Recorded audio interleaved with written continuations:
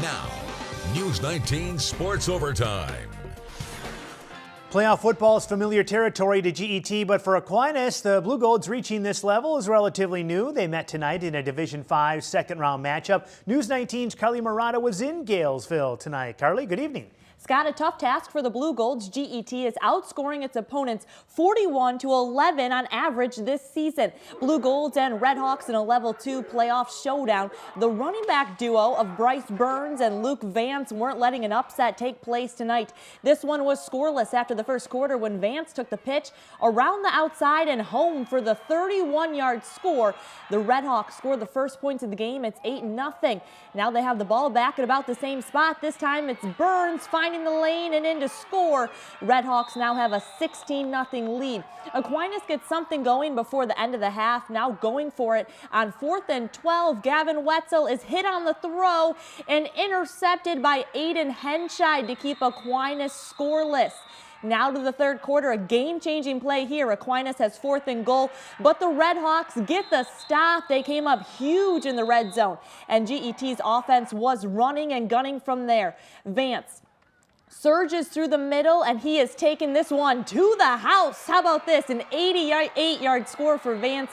He had 290 yards and 3 touchdowns. The Redhawks now lead 24-zip, and what do you know? Burns then in for his second touchdown of the night here. He had 108 yards on the ground. GET wins 38-0. Moving on to the quarterfinals for the second time in 4 seasons.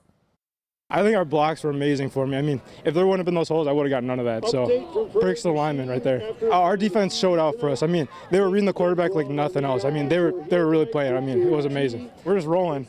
They keep talking, we keep rolling. That's what it is.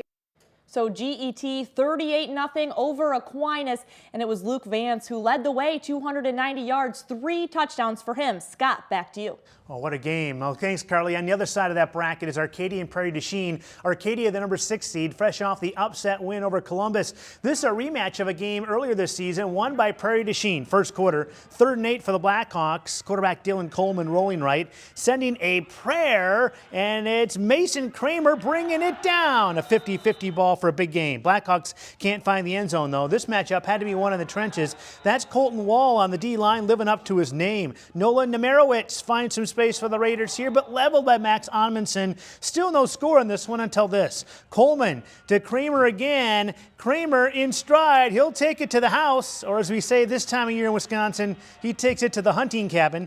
57 yards. Kramer with 115 yards, receiving and 2 scores. Blackhawks advance. 28-14 is the final. Division 2, Holmen eliminated at Hartford. 26-0. Holmen held to just 24 total yards. Bangor has been rolling opponents all season long. Cardinals hosting Pepin Alma tonight. First quarter, Bangor gets things rolling early. It's Jaden Noctigal bursting up the middle and into the open. He is gone. Touchdown Cardinals, 7-0. The second quarter now, Carter Horseman's turn. He takes it to the outside and right into your living room for the score, 14-0 Bangor. Second half now, Horseman again to the outside and then down the sideline he goes. Nothing but green in front of him. He takes it to the apartment, and it's 21-0 Cardinals in front. Then later, the Cardinal defense getting in on the fun. Eagles looking to pass, but it's picked off by Hayden Liga, and Bangor in business again. On the very next play, the Cardinals capitalize. Matthew Osterley keeping those legs churning, and he breaks free into the open, and he takes it to the end zone. 28-0 Bangor. And that's how it ended. Cardinals advance. So Bangor to play the winner of this one. Blair Taylor hosting Turtle Lake. First quarter, Turtle Lake's Adam Waite rolling out, and he hits Casey Call in the end zone for the touchdown. Lakers up 6-0.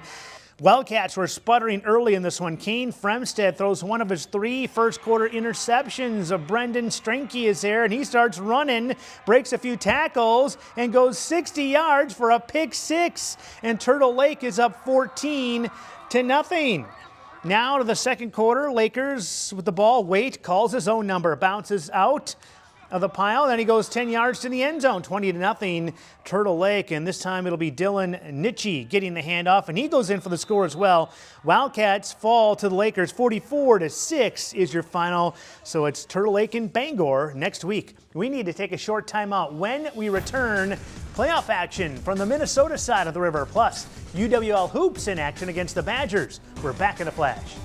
Sports Overtime in the News 19 10 p.m. Sports Report, brought to you each week by Morey's Automotive Group of La Crosse, Ultra Federal Credit Union, and by Menards.